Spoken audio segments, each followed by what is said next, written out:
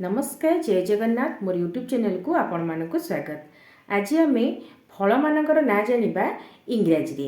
तो चलते वीडियो को स्टार्ट करिबा। फल फलर इंग्राजी फ्रूट। जामुकोली जामुकोली रो इंग्लिश ब्लैकबेरी।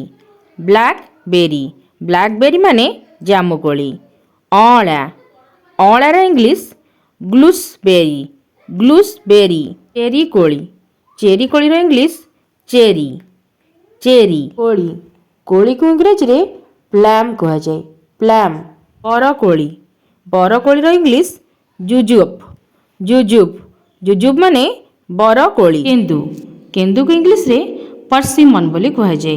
परसिमन माने केंदु। आंबड़ा आंबड़ा को इंग्लिश रे हग प्लम बोली कह जाए। हग प्लम माने आंबड़ा। पैड पैड को इंग्लिश रे ग्रीन कोकोनट बोली कह जाए।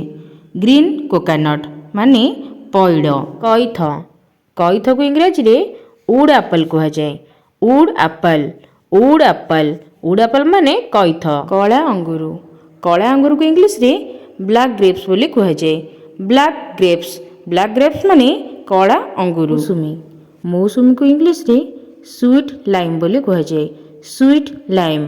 तो आत को इंग्रजी रे कस्टर्ड एप्पल कह जाए। Custard Apple. पणस पणस को इंग्रजी रे जैकफ्रूट बोली कह जाए। जैकफ्रूट माने पणस। तरभुज तरभुज को इंग्रजी रे वाटरमेलन बोली कह जाए।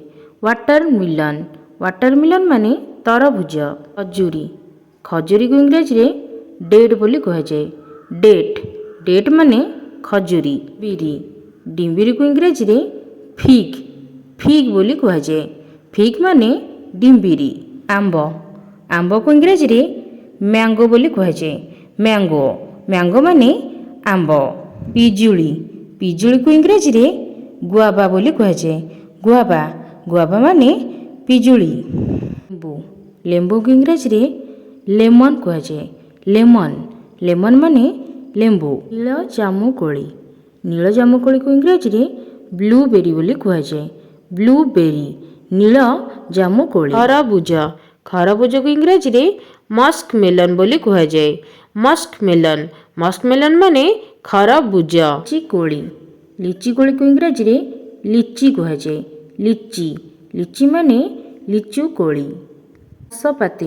नाशपाती को इंग्रजी रे पियर कह जाए। पियर माने नाशपाती। सपेटार इंग्रजी सपोटा। किसमिस को इंग्रजी रे रेजिन्स बोली कह जाए। रेजिन्स।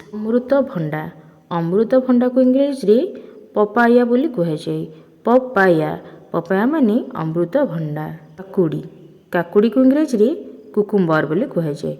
कुकुम्बर माने काकुड़ी। नड़िया को इंग्रजी रे कोकोनट बोली कह जाए।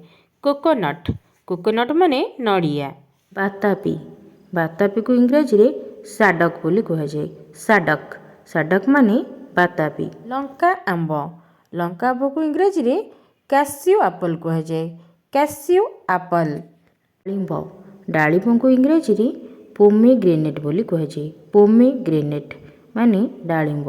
आखु को इंग्रजी रे सुगर केन बोली कह जाए। सुगर केन माने आखु। चिना बादाम को इंग्रजी रे ग्राउंड नट बोली कह जाए। ग्राउंड नट माने चिना बादाम। पिस्ता बादाम को इंग्रजी रे पिस्ताचिओ कह जाए। पिस्ताचिओ माने पिस्ता बादाम। करमंगा को इंग्रजी रे करम्बोला बोली कह जाए। करम्बोला। ताଳ को इंग्रजी रे पाम फ्रूट कह जाए। पाम फ्रूट माने ताଳ। सेव को इंग्रजी रे एप्पल कह जाए। एप्पल माने सेव। कदली को इंग्रजी रे बानाना कह जाए। बानाना माने कदली। अंगूर को इंग्रजी रे ग्रेप्स कह जाए। ग्रेप्स माने अंगूर। ड्रैगन फल को इंग्रजी रे ड्रैगन फ्रूट कह जाए। ड्रैगन फ्रूट माने ड्रैगन फल।